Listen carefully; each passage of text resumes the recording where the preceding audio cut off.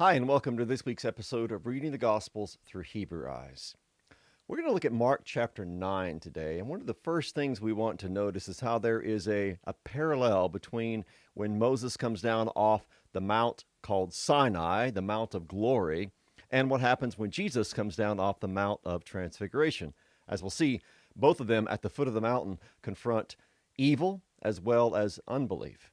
And we're also going to, up front, notice the parallels between all of these exorcisms, one of which is in Mark 9, all of these exorcisms in the Gospels, and that Old Testament background that's connected with all the various gods and goddesses that Moses and Joshua and others had to confront. We want to see how the demons are the masks behind the idolatry in the Old Testament.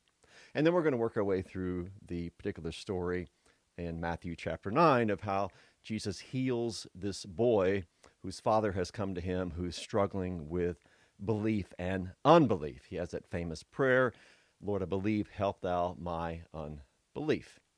So let's begin by noting the parallels between what happens back in the book of Exodus and then what happens here in Mark chapter 9.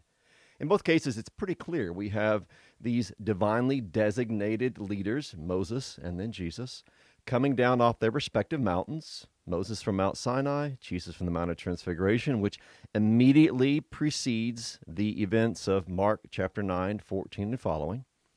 What does Moses find? Well, Moses finds, of course, the whole debacle, this infamous incident with the golden calf, in which his people have engaged in idolatry with the assistance of his brother Aaron. What does Jesus find? Well, Jesus finds evil and unbelief as well. It's an evil spirit who has possessed a boy, and it's unbelief. Unbelief on the part of, well, a whole lot of people. The father, the crowds, the scribes who are around there, and most likely his own disciples as well. So looking at how these two incidents are paralleled is helpful for us to understand what's going on in Mark chapter 9. An important thing to keep in mind then is that when Jesus is confronting these evil spirits, he's confronting the same evil spirits who used as a religious mask all of the idolatry in the Old Testament. Indeed, all of the idolatry that's still in the world today. What better disguise for a demon to use than the religious mask? Because religion is deemed good, right? So what better thing to hide behind than a religion? Now, we see this happening all over the Old Testament, and we'll look at some texts which pull back that veil and reveal the dark demonic powers behind idolatry. But keep that in mind. Jesus confronts demons directly who have possessed people. But what happens in the Old Testament is Moses, Joshua, and the prophets, they confront demons who have clothed themselves, masked themselves behind various kinds of idolatry, such as the worship of Baal or Asherah. So let's look at three passages that speak directly to this. They, the Israelites, stirred him, Yahweh, to jealousy with strange gods. With abominations, they provoked him to anger. Now listen to this. They sacrificed to demons that were no gods, to gods they had never known, to new gods that had come recently, whom your fathers had never dreaded. So the gods, these foreign gods, these gods to which the Israelites were going to commit idolatry were actually demons. Secondly, Leviticus 17, verse 7, So they, the Israelites, shall no more sacrifice their sacrifices to goat demons, after whom they whore. This shall be a statute forever for them throughout their generations. So these sacrifices they were offering illegitimately to these false gods were actually sacrifices to these goat demons.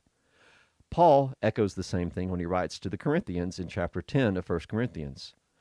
What then do I imply? That food offered to idols is anything, or that an idol is anything? No. I imply that what pagans sacrifice they offer to demons and not to God. And I don't want you to be participants with demons.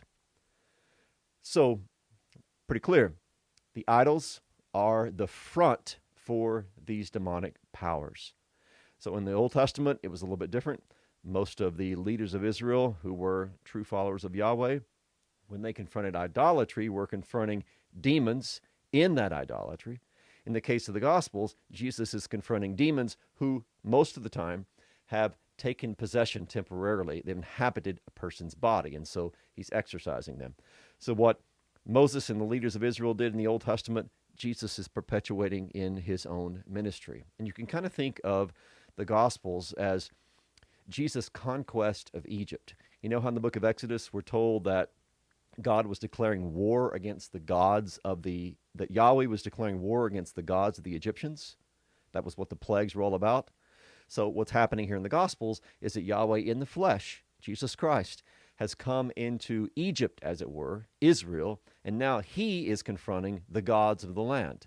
These gods are the demons who have taken possession of people. So the ministry of Jesus is this great exodus in which he, the new and the greater Moses, comes down, and he is now confronting evil of all its various forms, and every exorcism is a foretaste of the exodus that he is going to accomplish fully and completely at the cross. Now, with that said, let's look at how this story begins, and we'll work our way verse by verse through it. First we read, when they, that is, when Jesus and those who were with him, came to the rest of the disciples, the 9 who had not been on the Mount of Transfiguration, they saw a great crowd around them, and scribes arguing with them. And immediately all the crowd, when they saw him, Jesus, were greatly amazed and ran up to him and greeted him.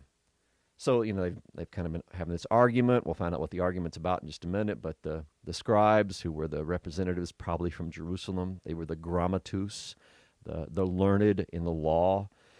They were arguing with his disciples, and the crowd see Jesus. They run up to him, and he asked them, "What are you arguing about with them?" And someone from the crowd, this is the father, answered him, "Teacher, I brought my son to you, for he has a spirit that makes him mute, and whenever it seizes him, it throws him down, and he foams and grinds his teeth and becomes rigid. So I asked your disciples to cast it out, and they were not able. They were not strong enough to do so." This is the failure I have there on the screen, the failure of the B team of disciples. They were not able to do what Jesus had sent them out to do previously. It wasn't like this was the first time, but they were not able to cast this demon out of this father's son.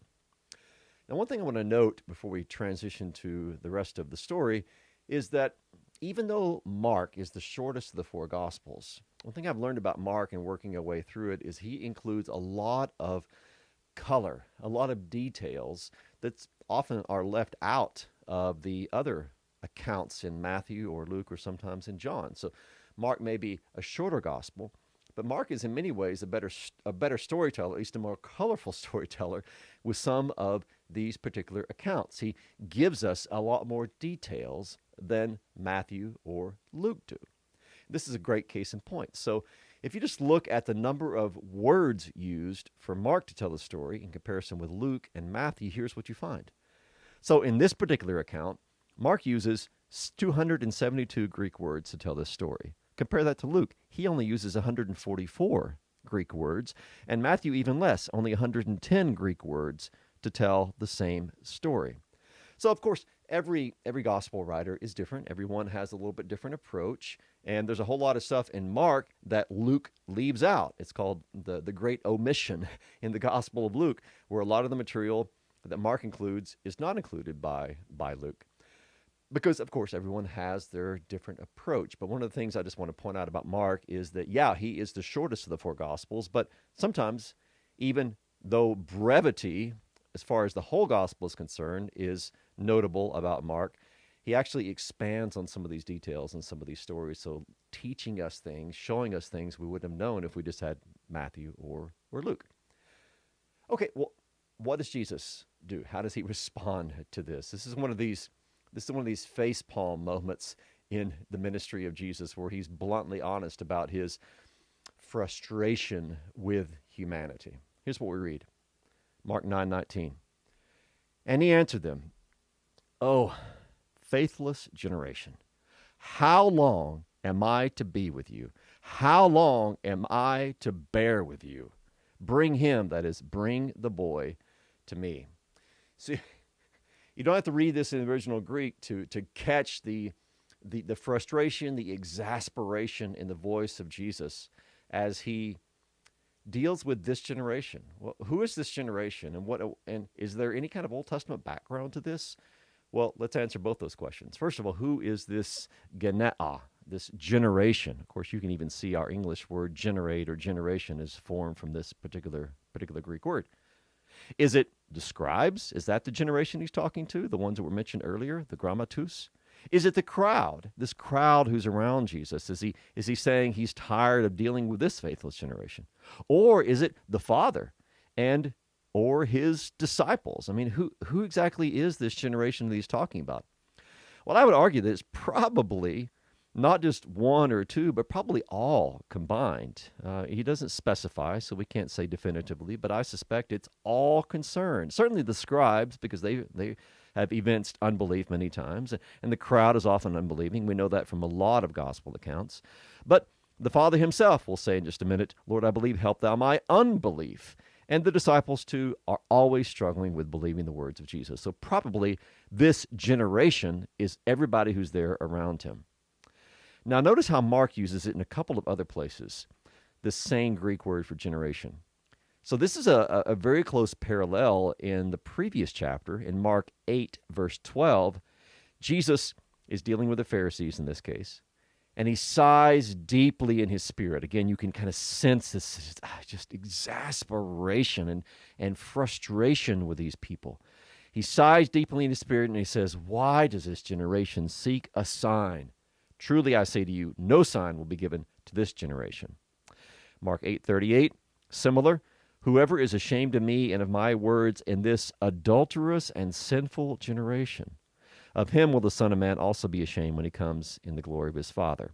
And then, of course, Mark 9:19, which is the one we're looking at here, where he calls the generation faithless. Now, notice two words in particular, or three words, Mark 8:38 describes the generation as adulterous and sinful. And then Mark 9:19, of course, describes it as faithless. Now, the adulterous generation, that particular kind of language for marital infidelity, of course, has deep, deep Old Testament roots, because going whoring after other gods, spiritually prostituting themselves to the false gods of Canaan, that is used over and over to indict the people of Israel. Jesus is lifting that particular language of spiritual infidelity and applying it to his own generation. So it's not as if idolatry ceased to be an issue in the first century. It still was. That generation was still struggling with spiritual infidelity to the Lord. Now also, notice this. So Jesus says, O faithless generation, how long am I to bear with you? How long am I to be with you? How long am I to bear with you? We got some clear parallels in language here. First of all, Deuteronomy 32, verse 5. We've already seen one reference to Deuteronomy 32 earlier when we had the Israelites sacrificing to demons who were disguised as idols. Now we're going back to Deuteronomy 32. So I think that's kind of looming in the background of much of this story, this song of Moses from Deuteronomy 32. But in that particular section, we read, they, the Israelites, have dealt corruptly with him, with Yahweh. They are no longer his children because they are blemished. Listen to this. They are a crooked and twisted generation. Same kind of language here with this faithless generation. And also this exasperation of how long. I mean, I'm used to hearing that mainly in the Psalms. How long, O Lord? How long will you forget me? How long will this go on? But, interestingly, God uses that same language to talk to his own people, especially in the Torah. So Numbers 14:11, the Lord said to Moses, how long will this people despise me? And how long will they not believe in me, in spite of all the signs that I have done among them? So you can hear in the words of Jesus the same frustration that was voiced back in Numbers chapter 14. So very much kind of this Yahweh kind of speech happening in Mark chapter 9 as well. And then this same language is used in Exodus 16. The Lord said to Moses, how long will you refuse to keep my commandments and my laws? So for Jesus to say how long is nothing more than him speaking this kind of Yahweh frustrated with Israel kind of language. So you can pick up then on all these kind of, Hebrew nuances in the background. We have two mountains, Mount Sinai, Mount of Transfiguration. We have two confrontations with evil and unbelief. You've got this language on the part of Jesus, which harkens back to Exodus and Numbers and Deuteronomy with this frustration with his people, because this is nothing more than the Torah on repeat, right? This is Yahweh again. Yahweh now in the flesh, dealing with his people who constantly have hearts that are wavered, turning away from him.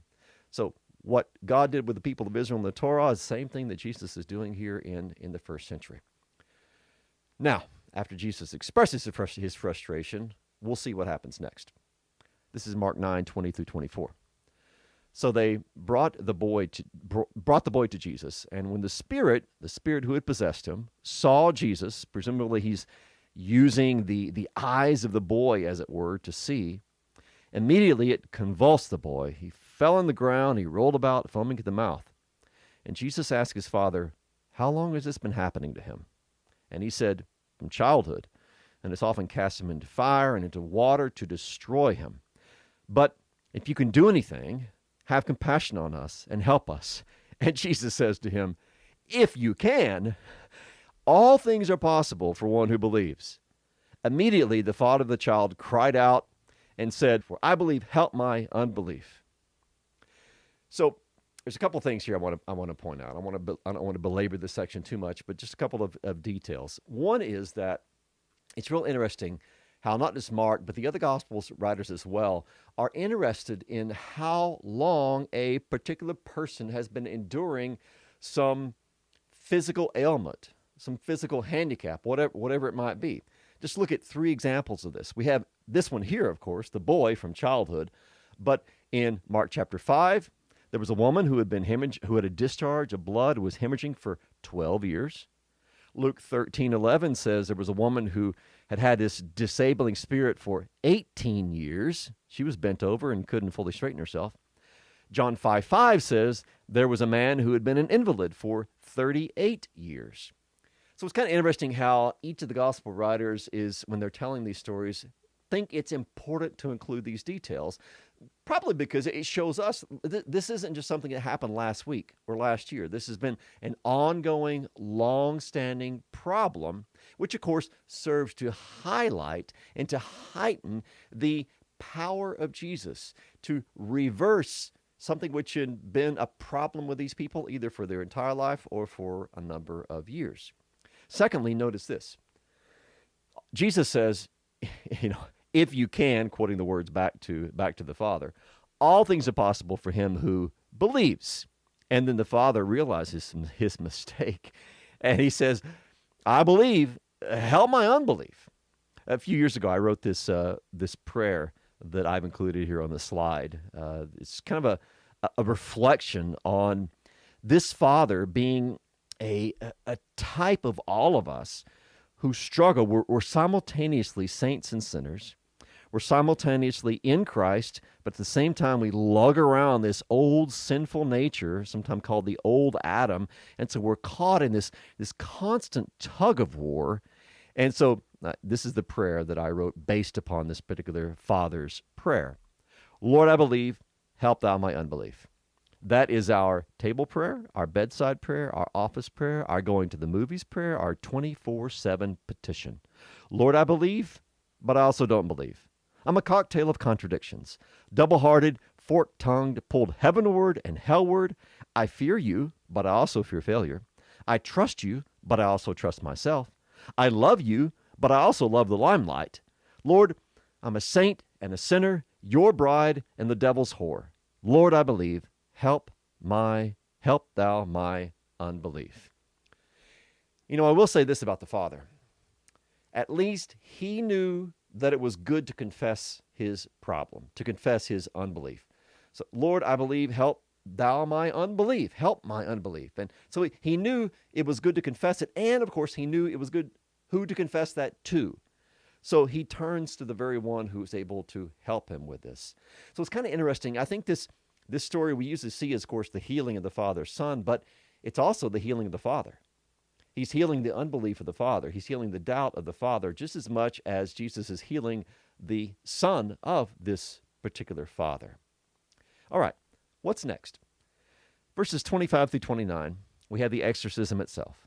When Jesus saw that a crowd came running together, and remember, Jesus was always trying to do things away from the crowds. He was always taking people privately. He didn't want to make a big deal out of this because it just would lead to problems for him. But he sees a crowd is gathering, so what does he do? He rebukes the unclean spirit. He says to it, "You deaf, you mute and deaf spirit, I command you, come out of him, and," interesting, "never enter him again." That's the only time I believe in the Gospels where we have that particular command, never to enter him again. And after crying out and convulsing him terribly, it came out, and the boy was like a corpse. And so that most of them said, "He's dead." He wasn't dead. He just appeared to be. This isn't a resuscitation. He was seemingly lifeless after this happened. So what does Jesus do? He takes him by the hand, lifts him up, and he arises. And then later, we kind of skip ahead here. Later, when he had entered the house, his disciples asked him privately, "Why could we not cast it out?" And he said to them, "This kind cannot be driven out by anything but prayer," or some Greek manuscripts add prayer and fasting. So this is just kind of a side note here. It's interesting that Jesus seems to suggest that when people are confronting demonic powers, there is sort of different categories, right? Some are maybe more easily driven out than others, because Jesus does say this one only by prayer and by fasting. Now, one detail here, there's a parallel between what Jesus says with regard to the demon never entering him again, and one thing that's recorded in the first century Jewish historian Josephus. He lives at the latter half of the first century. So Josephus, in his Antiquities of the Jews, is describing he's talking really about Solomon, but as he talks about Solomon from the Old Testament, he's describing how Solomon learned how to cast out demons, and that he passed down this wisdom that's actually still used by people in his own day. So here's what Josephus writes. He says, "Solomon left behind him the manner of using exorcisms, by which they drive away demons, so that they never return. And this method of cure is of great force unto this day. For I have seen," so Josephus says that he's an eyewitness of this, "I've seen a certain man in my own country, whose name was Eleazar, releasing people that were demoniacal in the presence of Vespasian, and his sons, and his captains, and the whole multitude of his soldiers. The manner of cure was this. He put a ring that had a root of one of those sorts mentioned by Solomon to the nostrils of the demoniac, after which he drew out the demon through his nostrils. And when the man fell down immediately," now listen to this is the important point, "he abjured him to return into him no more." And the Greek that's used there in Josephus is a very close parallel to what Jesus says in Mark chapter 9. And then it goes on, he's making still mention of Solomon and reciting the incantations which he had composed. So it's kind of I think, an interesting parallel. You have two first-century accounts where you have exorcisms taking place, one in the case of Jesus, and then one in the case of this guy named Eleazar that Josephus witnessed. And they're both, of course, in different sorts of ways performing these exorcisms, but both make it clear that this demon who's exorcised is not able to re-enter into the one that was just freed. All right, so there's a lot in this particular gospel reading. It's a pretty long gospel reading, so let's try and kind of pull this all together into this one summary statement. So it might go something like this. Like Moses, Jesus descends the mountain of glory to confront evil in demons and unbelief in sinners. As Moses rebuked the people and Aaron and destroyed the golden calf, so Jesus rebukes this unbelieving generation and his disciples and exorcises the demon. This incident is one more victory of the Messiah over the forces of evil as he makes his way toward the climactic battle in Jerusalem, meaning, of course, the climactic battle which is going to take place on the cross, where Jesus will defeat evil for good once and for all. Well, that is the gospel reading for this particular week. I hope it's been helpful to you. I'm going to be gone this next week, so next week I will not have a video again. This is my busy travel season with a lot of speaking engagements taking place, so I'll be at 2 locations in Minnesota this coming week, be there Friday all the way through Tuesday of the next week. So if you're interested in those, anytime you just go to 1517.org and you'll find the speaking schedule there as to exactly where I'm going to be. But God willing, I'll be back after that, and we can restart these videos again. I pray you're all doing well, and I pray God's mercy and peace may be yours in abundance. We'll see you in a couple of weeks. Thanks.